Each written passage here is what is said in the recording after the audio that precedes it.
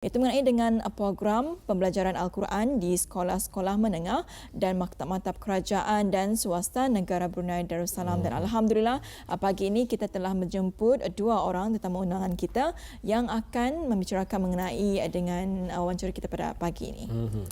Dan bersama kita pada hari ini itu Yang Mulia Tuan Zainal Abidin Haji Kepli, Pemangku Pengarah Jabatan Sekolah-Sekolah, juga bersama dengan Tuan Haji Syamsul Haji Omar, Pemangku Pengarah Jabatan Pengajian Islam. Assalamualaikum. Waalaikumsalam warahmatullahi wabarakatuh. Alhamdulillah. Apa khabar Tuan? Alhamdulillah. Alhamdulillah. Baik, terima kasih Tuan untuk bersama kita ni di hari ini bagi membincangkan sedikit mengenai program pembelajaran Al-Quran di sekolah-sekolah menengah dan maktab-maktab kerajaan dan swasta di negara kita ini. Dan negara Brunei Darussalam kita ni ketahui adalah sebuah negara zikir di mana ia sangat menitik beratkan pembelajaran Al-Quran untuk semua lapisan masyarakat di mana kita ni yang beragama Islam secara formal sejak sekian lamanya. Jadi berkaitan dengan pembelajaran Al-Quran secara formal ini Tuan, mungkin soalan yang pertama ialah mungkin dapat diterangkan sedikit mengenai program yang diadakan di sekolah-sekolah menengah, maktab kerajaan dan swasta. Alhamdulillahirabbil alamin. Kemudian pembacaan Al-Quran memang sudah lama diamalkan di semua sekolah menengah dan maktab-maktab dan pusat tingkatan 6. Walau bagaimanapun, bacaan Al-Quran secara formal di peringkat sekolah menengah dan maktab kerajaan dan swasta adalah bagi menjunjung hasrat titah ke bawah duli yang maha mulia Paduka Seri Baginda Sultan Haji Hassan Al-Bolkiah Muizzadin Wad Daulah Sultan dan Yang di-Pertuan Negara Brunei Darussalam semasa majlis musabaqah membaca Al-Quran bagian dewasa peringkat akhir kebangsaan bagi tahun 1440 Hijrah bersamaan 2019 Masihi yang diadakan pada 10 Jamadil Awal 1440 Hijrah bersamaan dengan 14 Februari 2019 di Dewan Plenary Pusat Persidangan Antarabangsa Barakas. Disimpulkan maksud titah tersebut, Baginda mengharapkan supaya pembacaan Al-Quran secara formal diteruskan di peringkat sekolah menengah dan maktab kerajaan dan swasta, khususnya bagi pelajar-pelajar tahun 9, 10 dan 11. Iaitu sebagai kesinambungan daripada apa yang telah dipelajari semasa persekolahan agama darjah 6 di sekolah agama bersamaan dengan tahun 8 di sekolah menengah.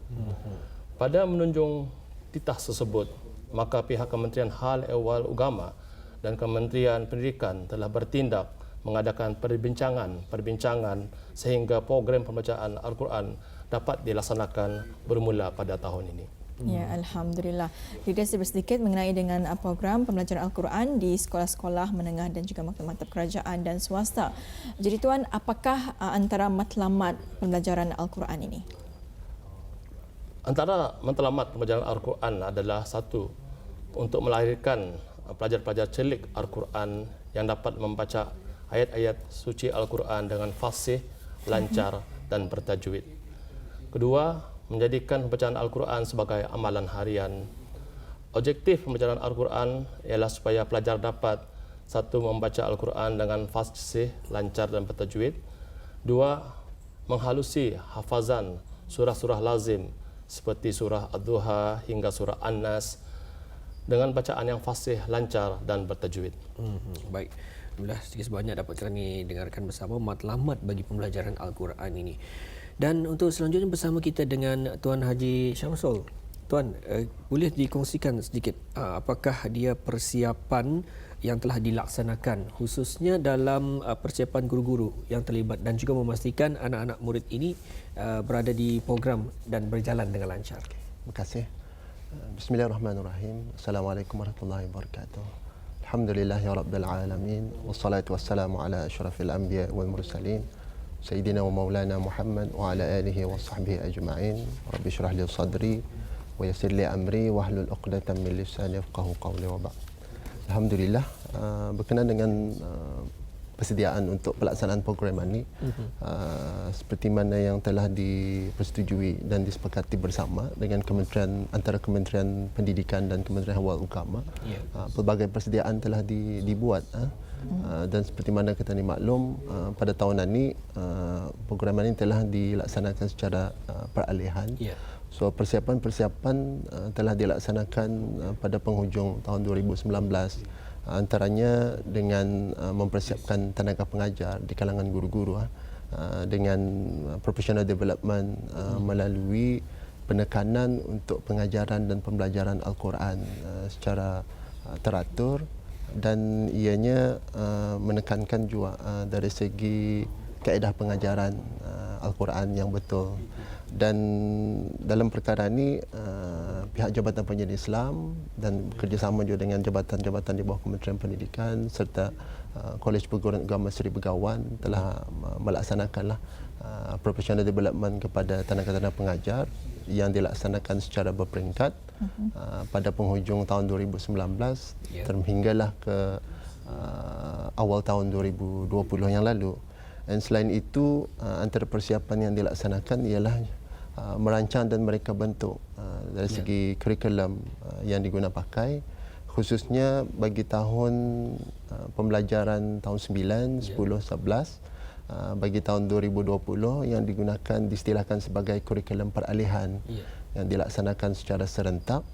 Kemudian dalam perancangan insya-Allah mengambil kira pelaksanaan pembelajaran ini secara sepenuhnya pada tahun 2021, maka kurikulum tetap akan mula digunakan bermula dari tahun 9 dan secara berperingkat tahun 10 pada tahun berikutnya 2022 dan juga tahun 11 pada tahun setelepasnya.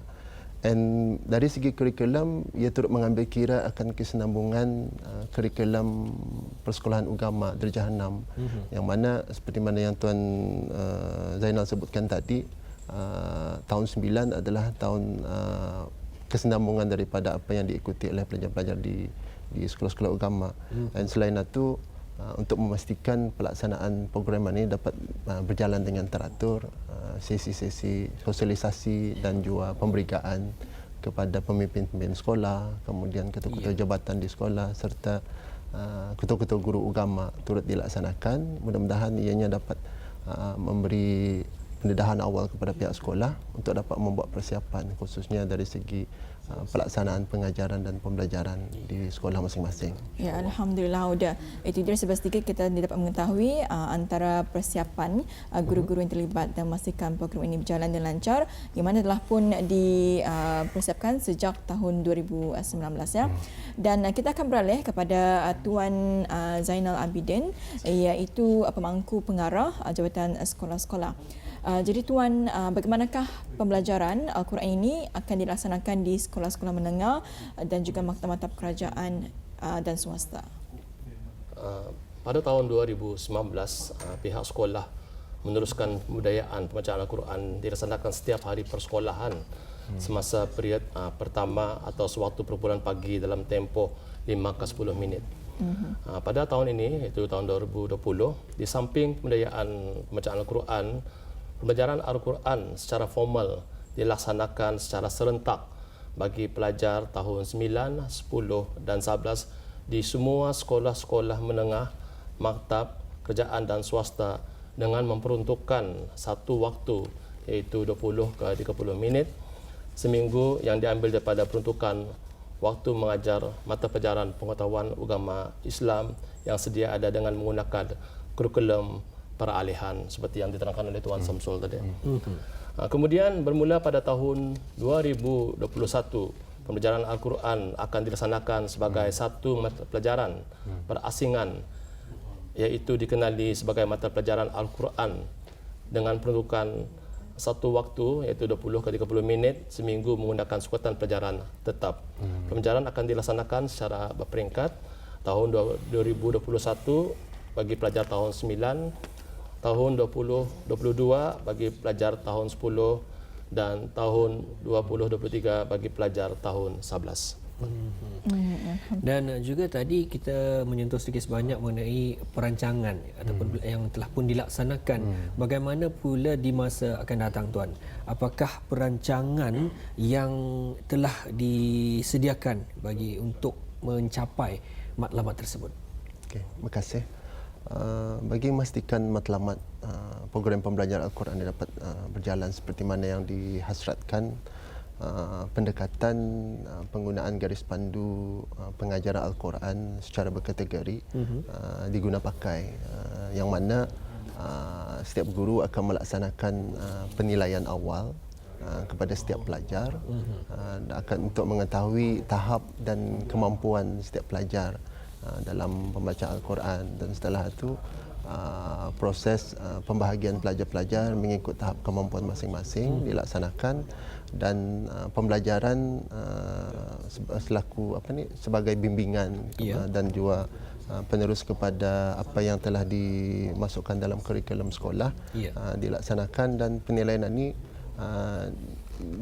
dibuat juga sebagai melihat kepada hasil pencapaian pembelajaran pelajar-pelajar. Jadi kita melihat pendekatan-pendekatan itu dilaksanakan melalui sesi pengajaran dan pembelajaran di kelas masing-masing secara formal, dan ia akan melihat pelaksanaan pembelajaran secara individu melalui kaedah membaca bersama guru-guru dan juga secara kumpulan mengikut kategori-kategori dan juga tahap kemampuan pelajar, yang mana ini lebih memudahkan dari segi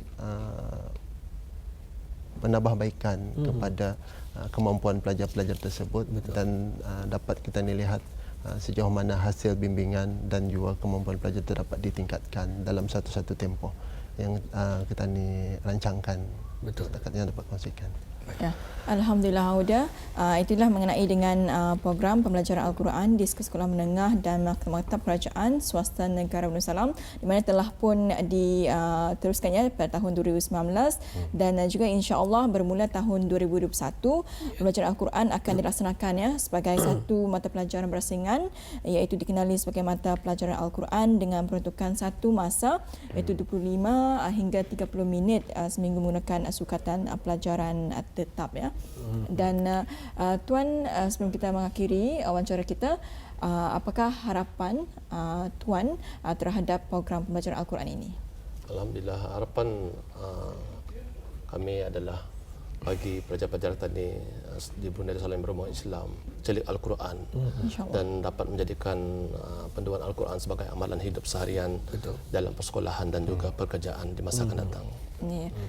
Kalau buat untuk Tuan seperti mana yang dikongsikan tadi, memanglah pembelajaran Al-Quran itu adalah ditekankan kepada kemahiran pelajar-pelajar, dan mudah-mudahan daripada program dan pembelajaran ini akan menjadi satu asbab untuk penyuburan dan juga pengukuhan keimanan dan ketakwaan di kalangan pelajar-pelajar, dan secara tidak langsung perkara itu akan menambahkan keberkatan juga untuk negara kita ni.